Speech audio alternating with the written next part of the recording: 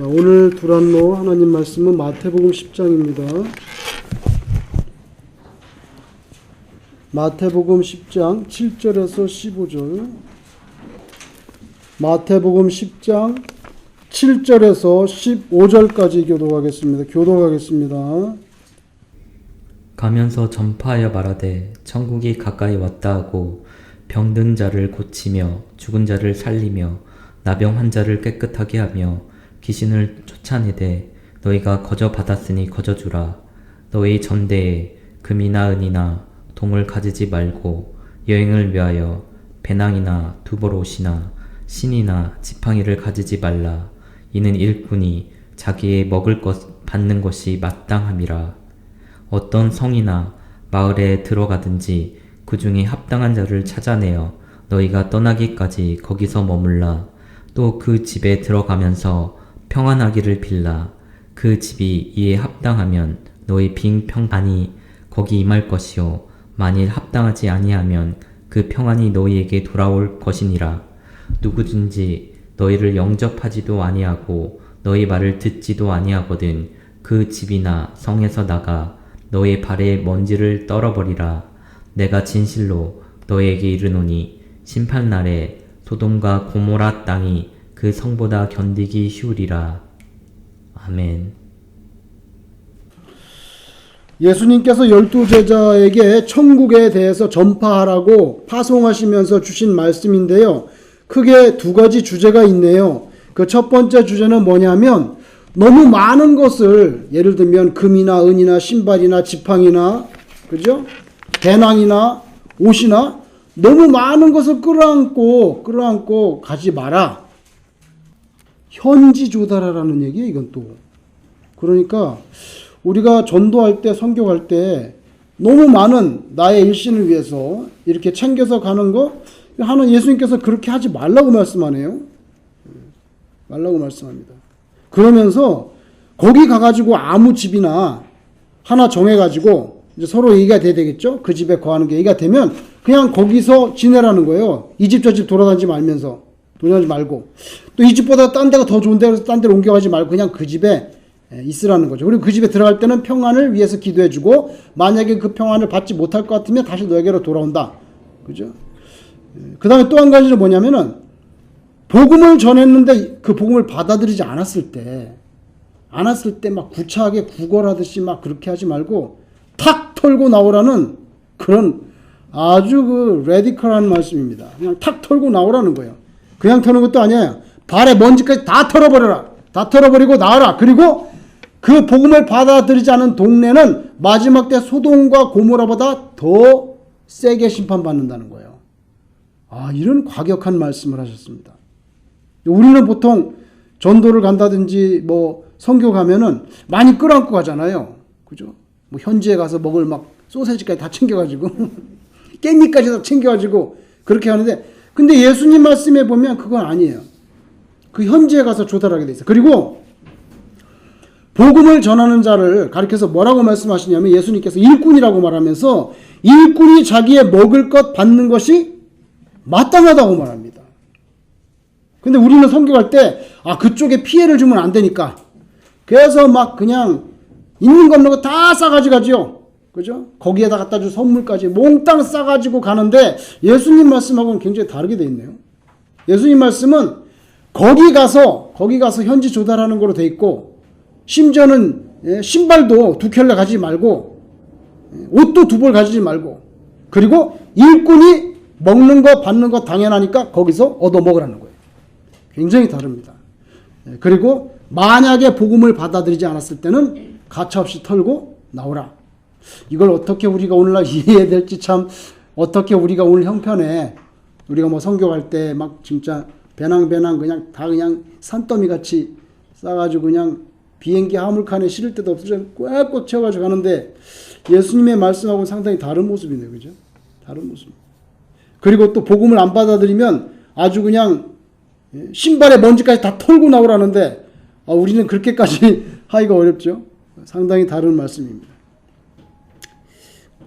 예수님께서 이런 말씀하셨죠. 그제 진주를 어디한테 던지지 말라고요? 돼지 앞에 던지지 말라 그랬어요. 그 이유는 뭡니까? 돼지가 진주를 알아보지 못하니까 그냥 밟아 문태버리니까. 하나님의 복음이 그렇게 싸구려로 취급받는 거 예수님이 원하지 않았어요. 예수님이 원하지 않았어요. 그래서 그거 좀 생각해 볼 문제. 그래서 우리가 전도는 해야 되고 우리의 사명이지만 너무 그냥 구걸하듯이 그렇게까지는 할 필요가 없다. 당당하게 예수 믿으세요. 예수 믿으세요. 그렇게 하라는 거로 돼 있어요. 그러니까 권위가 있어요. 예수님의 복음에 권위가 있다. 근데 요새는 권위가 다 떨어졌지. 다 떨어져서 그냥 뭐 거의 구걸하다시피. 근데 예수님께서는 원래적으로는 그렇게 말씀 안 하셨어요. 그리고 우리는 다른 누구의 말씀보다 예수님 말씀이 우리한테 제일 센 거잖아요. 그렇잖아요. 예수님이 이렇게 말씀하셨는데 어떻게. 그래서 그리고 또 복음을 전할 때 거저 받았으니까 병도 고쳐주고 나병 환자도 고쳐주고 뭐 귀신 들린 것도 쫓아주는데 거저 받았으니까 거저 주라고 말합니다. 이것도 굉장히 중요한 말씀입니다. 이거는 제자들의 그 선교 나갔을 때 태도와 본질에 대해서 각성시켜주는 그런 말씀인데 그들이 복음을 전할 때 하나님의 능력이 나타날 수가 있습니다. 그래서 병이 고쳐지고 귀신도 내쫓고 근데 그런 권능이 나타날 때 그게 네 게 아니잖아. 그게 하나님 거지. 하나님 거를 딜리버리 하는 거잖아요. 배달하는 거니까 네 게 아니니까 거기에 대해서 네가 뭘 받으려고 하면은 안 된다는 거예요. 거저 줘야 된다는 거예요. 그래서 전도하고 복음을 전했을 때 하나님의 능력이 나타날 수 있는데 그 하나님의 권능을 쓰는 것에 대해서 자기 사리 사욕을 챙기듯이 그렇게 하는 태도는 잘못됐다는 태도입니다. 잘못됐다는 태도입니다. 그래서 이거는 본질적으로 우리가 뭐 주의 종이라고 말하는 예를 들면 목사님 같은 분들이 너무 호의호식하는 것은 제가 볼 때는 성경적이 아닙니다.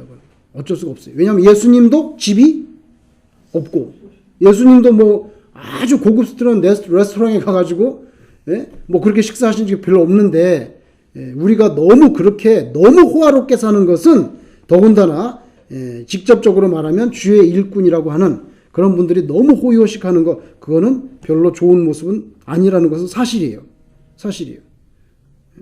어떤 분은 저랑 만나서 자기는 5년에 한 번씩 무조건 차를 바꾼다는 거예요. 뭐 그게 뭐 나쁠 건 없지. 그 뭐 형편대로 바꾸시면 되는 거지. 나 속으로 바꾸시는 거고 못 바꾸는 사람은 못 바꾸는 거지 뭐. 근데 저한테 그걸 갖다가 자기는 5년에 한 번씩 차를 바꿉니다. 그걸 나한테 이렇게 강조할 필요는 없다 이게 나는. 50년에 한 번 바꿀까 말까 한데 나는 그런 얘기 할 필요는 없지. 그죠? 근데 그게 부흥 강사로 오신 목사님이 저한테 하신 말씀이에요. 우리 그 전에 있던 교회 부흥 강사로 모셨는데 부흥했는데 그 목사님이 그러시더라고. 목사님 저는 5년마다 한 번씩 바꿉니다. 목사님도 바꾸세요. 이런 뜻으로 말하는 거예요. 그러니까 근데 그게 두고두고 걸리더라고요. 왜냐하면은 만약에 뭐 재정이 풍성해서 교회에서 목사님 차를 이렇게 바꿔주면 좋겠지만은 거기에 너무 그렇게 뭐 10년 써도 될 차인데 5년에 한 번씩 그래서 그게 두고두고 지금도 걸리고 있어요. 그거는 설사 그러시더라도 부흥회관 교회의 목사님한테 그런 얘기를 굳이 할 필요는 없는데 그것까지 왜 그렇게 말씀하냐 해서 나도 조금 이렇게 기도할 때 순간적으로 기도할 때 이렇게 되는 게 아니라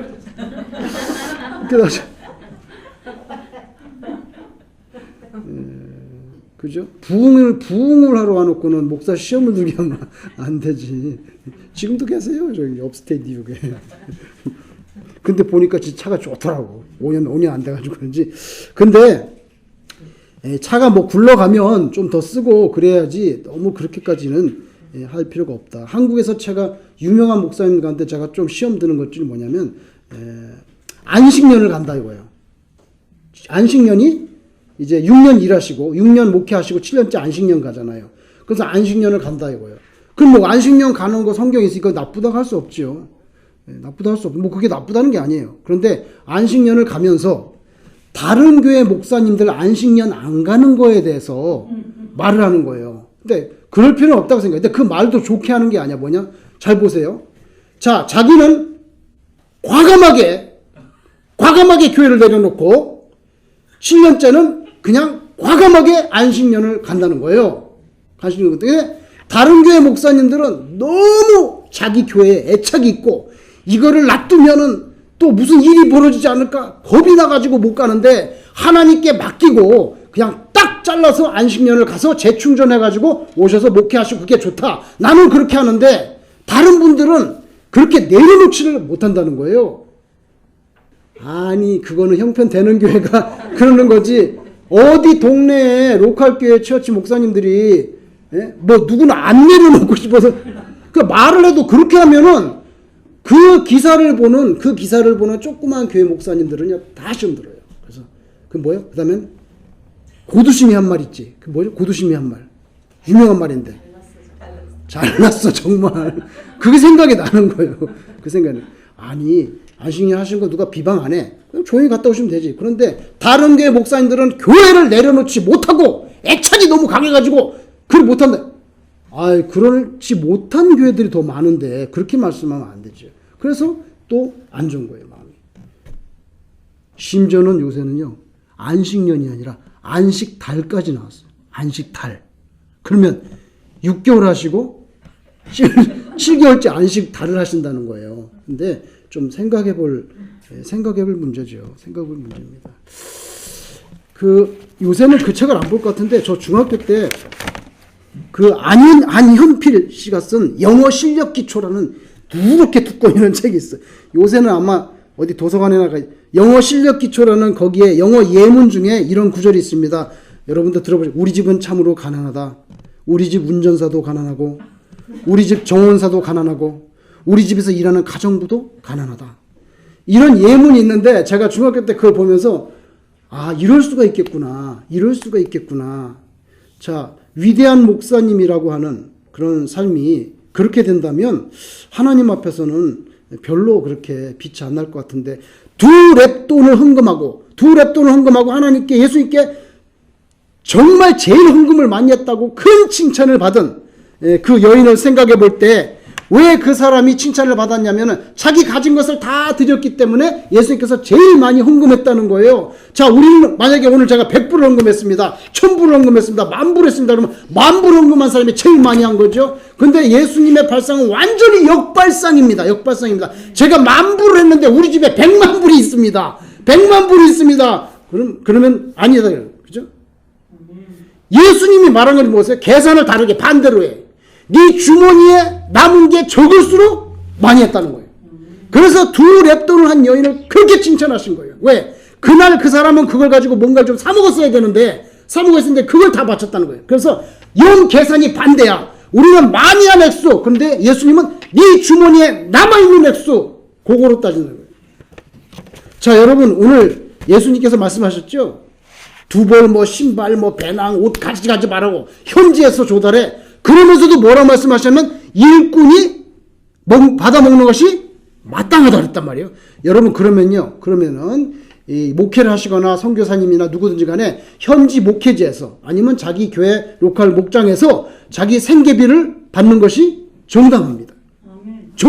그런데 너무 많이 받으면 오버해서 너무 많이 받는 것은 안 된다는 거예요. 그건 제가 볼 때는 아니에요.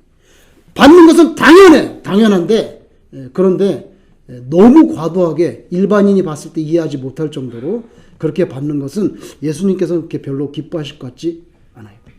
자, 제가 예를 들겠습니다.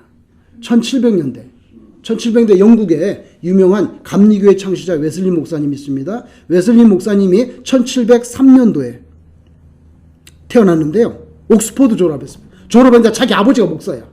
자기 아버지가.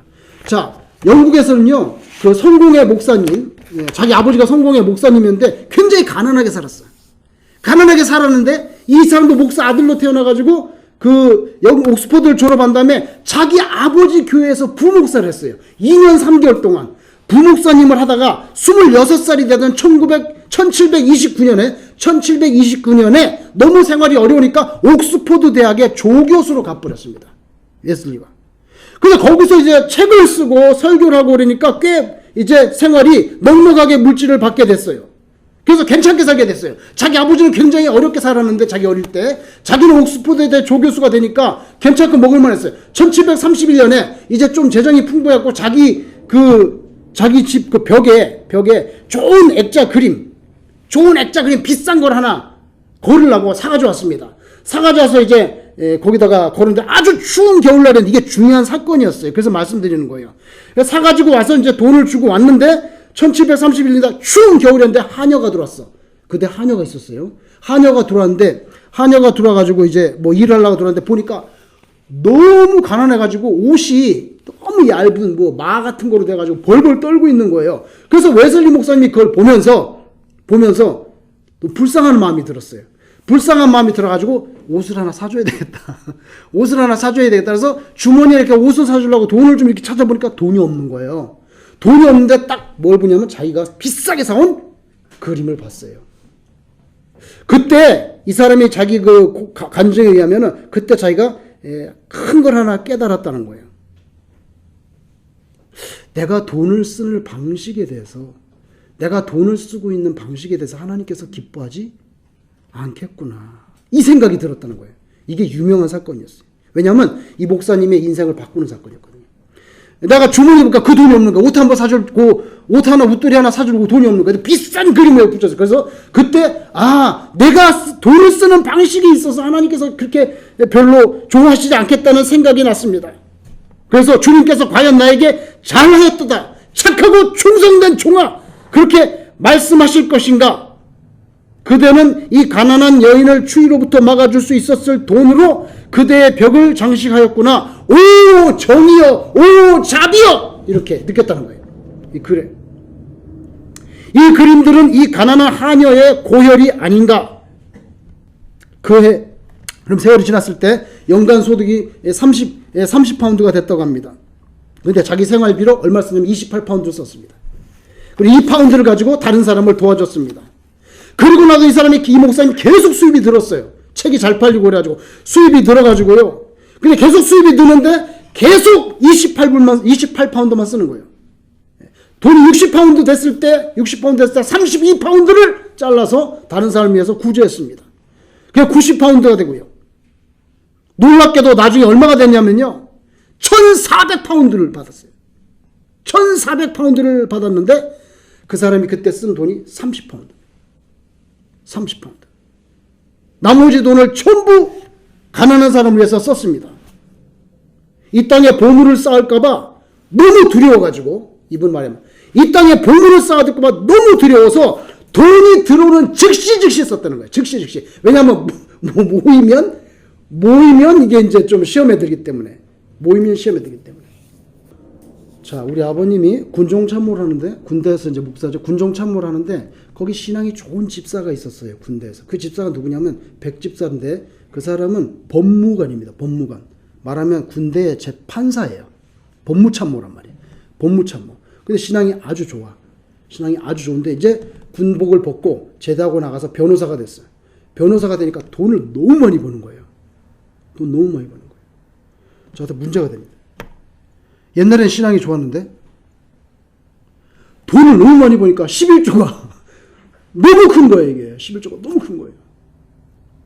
보세요. 사람이 돈이 적을 때는 11조 한데 부담이 안 되는데 돈이 막 그 당시 돈으로 1000만 원씩 막 이렇게 인컴이 들어오니까 11조만 해도 너무 큰 돈인 거예요. 이게. 그런데 그 신앙을 지켜냅니다. 그게 위대한 것입니다. 존경스러운 것입니다. 집사이지만 그 많은 인컴이 들어올 때 눈을 딱 감고 확실하게 하나님께 그렇게 11조하고 헌금생활하는 거 대단히 귀한 거죠. 웨슬리 목사님이 1400파운드를 받는데 30파운드를 계속 씁니다. 그 당시에 그렇게 많이 받는 사람으로서 자기가 사고 싶은 것들 있지. 그 정도 사회적인 지위면 우리 집에 뭐 이 정도 찬장은 하나 있어야 되고 뭐 이런 거 그런 거 안 삽니다. 그래서 위대한 사람이라는 거예요. 1776년에 편지가 나옵니다. 그게 영국 세무청에서 온 편지예요. 편지 내가 뭐냐면 당신 세금 보고서를 조사하고 난 다음에 우리는 당신이 지금까지 등록하지 않은 고가의 그릇들을 가지고 있다고 의심할 수밖에 없다는 편지를 받게 됩니다. 인컴이 그렇게 많은데 세금 보고가 제대로 안 됐다 이거예요. 제대로 안 된 것 같다 이거예요. 그런 그 오디트를 하겠다는 그 편지를 받았습니다. 그래서 웨슬리가 세무청에다 쓴 답장에 뭐라고 썼냐면 이렇게 나는 런던에 은수저 두보를 가지고 있고요. 은수저 두보를 가지고 있고, 여기 살고 있는 브리스톨에 또 두 볼의 은수저를 가지고 있습니다. 이게 현재 내가 가지고 있는 은식기의 전부입니다. 나는 내 주위에 있는 사람들이 빵을 필요로 하는 동안에는 절대로 더 이상 은식기를 사지 않습니다. 이렇게 보낸 답장의 편지가 있습니다. 자, 영국에서는 1700년대 초에 웨슬리 목사님이라는 이런 위대한 목사님이 있었습니다.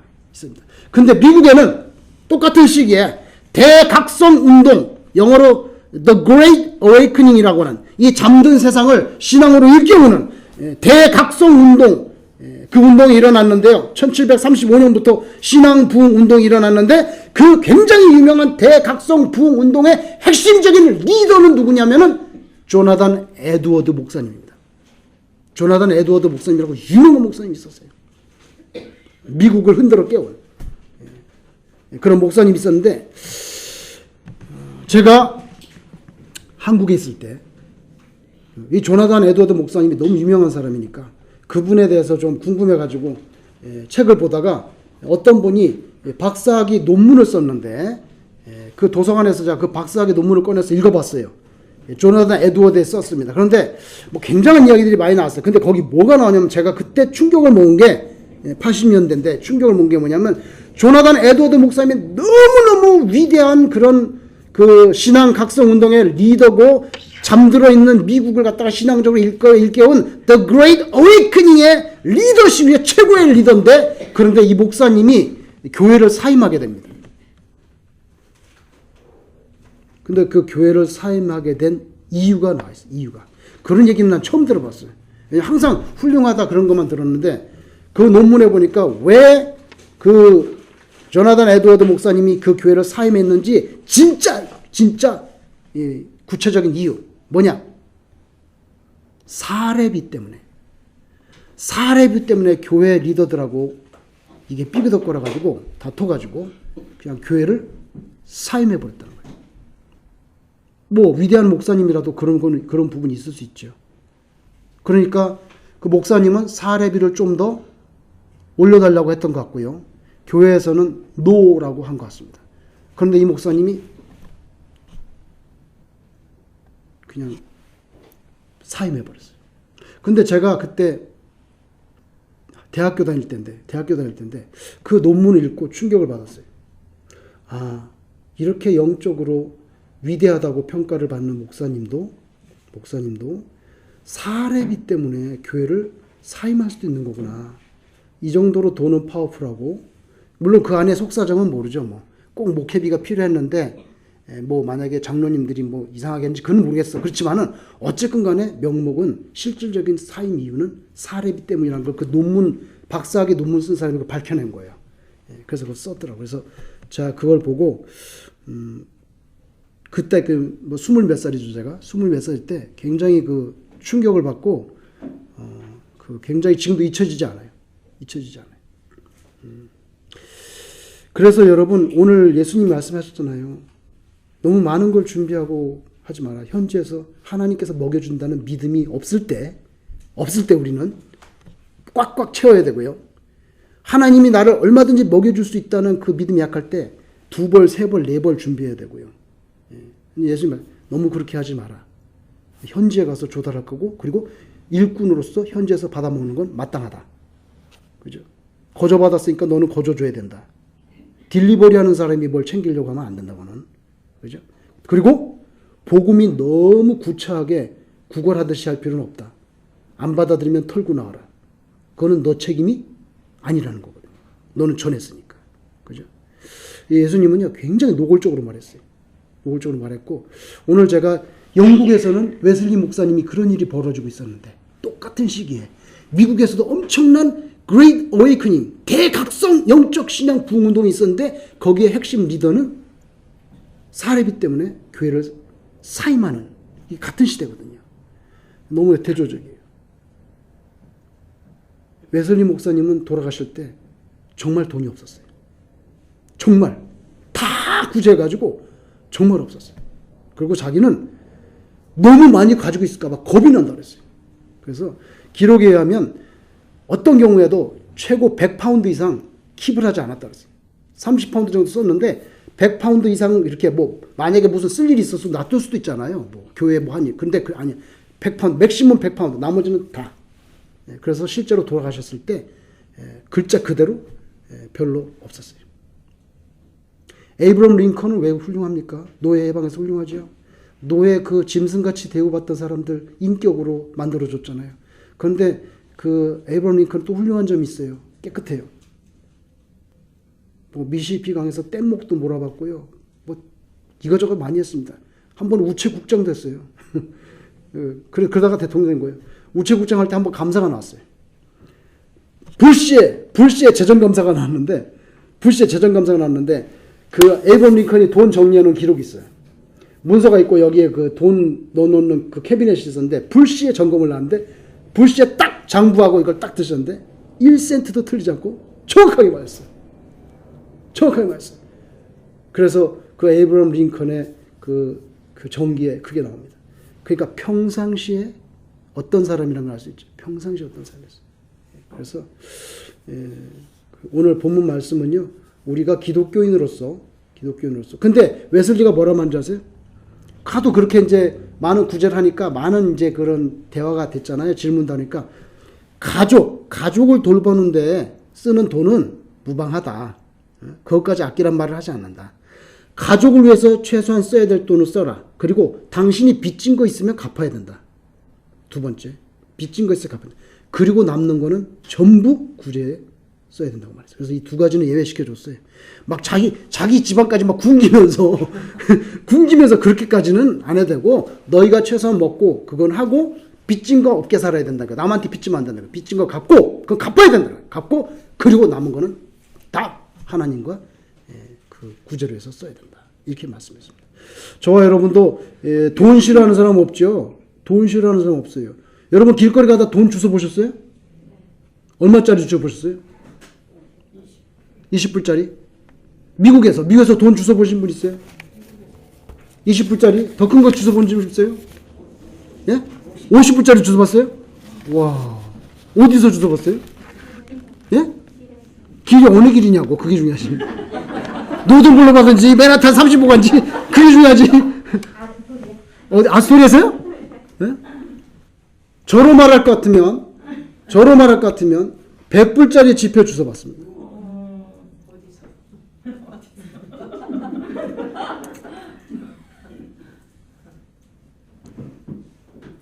아침에 출근했는데 차를 대는데 파킹장에서 차를 딱 대고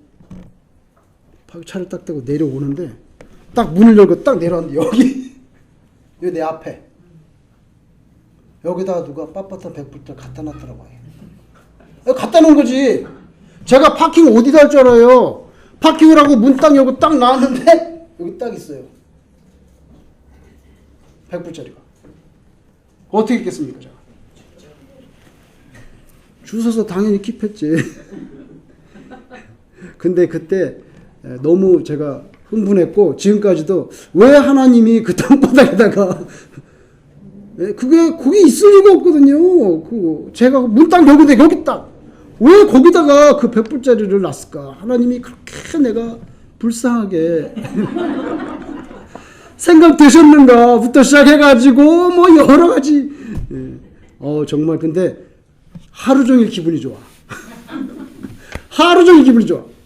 여러분 돈 얼마나 우리 해피하게 만듭니까? 그러나 예수님의 말씀을 기억하시고 검소하게 이렇게 잘 사셔서 나중에 예수님 만났을 때 착하고 충성된 종아 그렇게 되시기를 주의 이름으로 축원합니다. 주님 같이 기도드리겠습니다.